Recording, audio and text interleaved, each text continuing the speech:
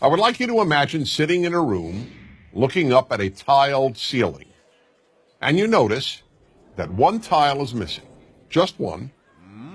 What would you concentrate your vision on? What would you look at the most? The answer, of course, is the missing tile.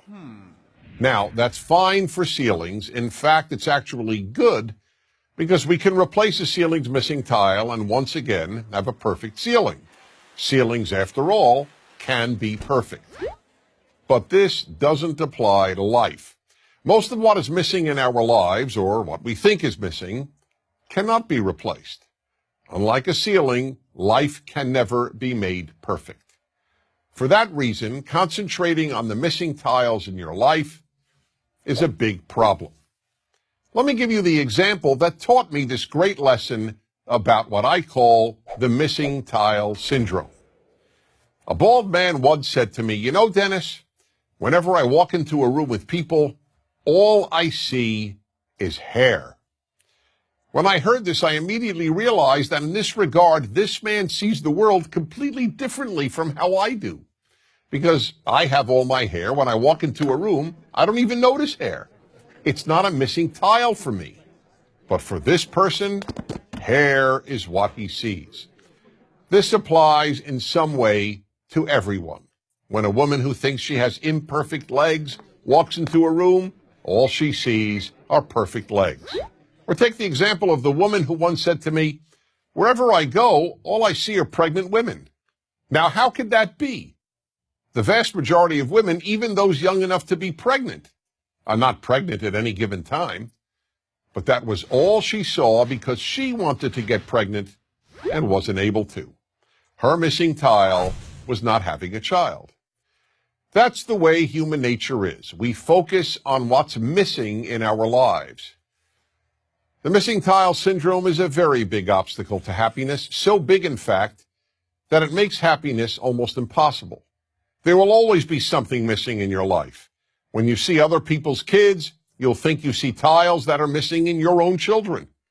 Gee, why can't my kid study as hard, or be as polite, or be as bright, or be as good-looking, or be as athletic? The same holds true regarding our spouses, our work, our looks. The list is endless. I'll give one more example. When I was single and looking to find the right woman, I wanted to first identify the most important trait to look for in my future wife.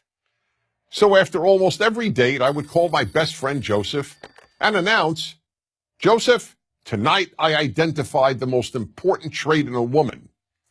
And he would always say, "Okay, Dennis, what is it?" And then patiently listen.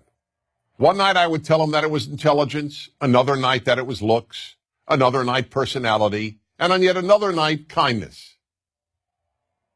One night, as usual, I called him up after an evening out and said, "Joseph, I finally figured out what the most important trait in a woman is."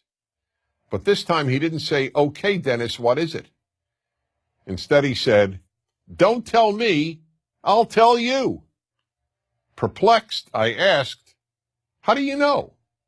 You don't even know the woman I went out with." "It doesn't matter," he said. "Whatever trait tonight's woman was missing, that's the one you decided is the most important trait in a woman." I could say nothing. He was right. Whatever that night's date was missing is what I would declare the most important trait in a woman. I hadn't yet come up with the term missing tile syndrome, but that is exactly what I was suffering from. That's the way we play tricks on ourselves and undermine our happiness, by concentrating on the missing tiles every one of us has. So we really have a simple choice.